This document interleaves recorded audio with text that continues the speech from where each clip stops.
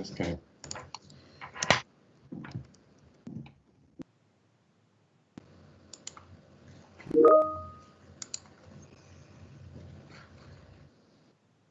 Okay, Chair, you're live now. Thanks.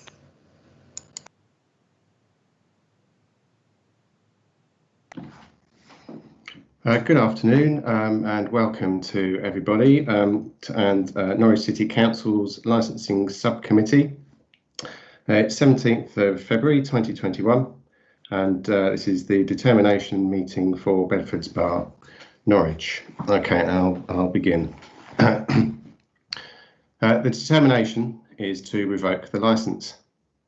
The committee's decision is unanimous. The full decision document will be forwarded to you without delay and includes details of the appeal process. That concludes the hearing process. The following is comment only from the committee, and a full written note of the decision, including the reasons for the committee's decision, will follow shortly.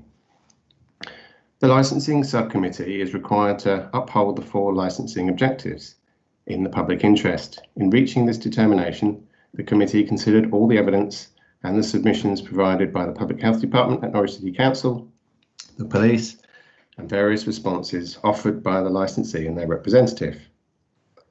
The committee must take account of all the options available under the guidance and ensure that our determination is both proportionate and ensures the licensing objectives are met, specifically in this case the promotion of public safety and the prevention of crime and disorder. We must be certain that no other outcome would more adequately secure those objectives. The event at Bedfords Bar on 4th of November 2020, as depicted in video content that has been shared on social media and by local news outlets, was a serious and dangerous public safety incident.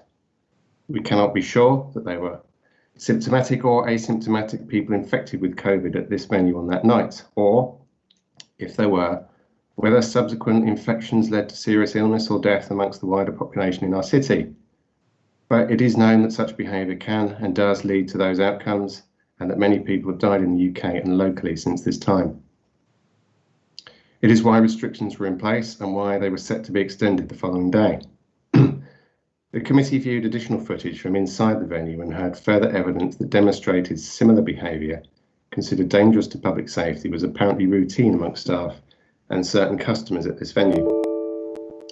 It is deeply worrying that in our view, the public health concerns have not been adequately acknowledged by the licensee, DPS, or management. It is even more concern that no attempt was made to bring a serious public safety situation under control, and that staff and management were seen to be willfully participating. The committee was not assured that the licensee had taken the legislation seriously, and we cannot be sure that it would not reoccur.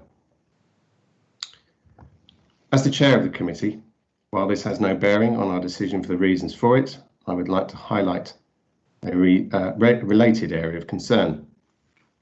Throughout this process, which has inevitably been the subject of wider public interest, a narrative has been created that members of the public who reported this event are to blame for the hearing taking place. Names of individuals have been shared and they have been targeted with abuse and so far unsubstantiated counter-accusations. This is wrong and it must stop now. This committee is grateful to members of the public for providing information that helps to maintain the 4 licensing objectives. They must be free to do so without fear of retribution. This hearing was convened and the determination reached because a serious breach took place. For years, social media has been routinely recorded and published. For years, social events have been routinely recorded and published. So it was inevitable that it would be reported by concerned members of the public. To date, I'm not aware of any other such incident within this authority's area. However, be assured that the relevant authorities will investigate any information about wider breaches of COVID regulations, and this committee will consider a hearing in relation to all incidents that relate to licensed premises and evidenced breaches of licensing objectives.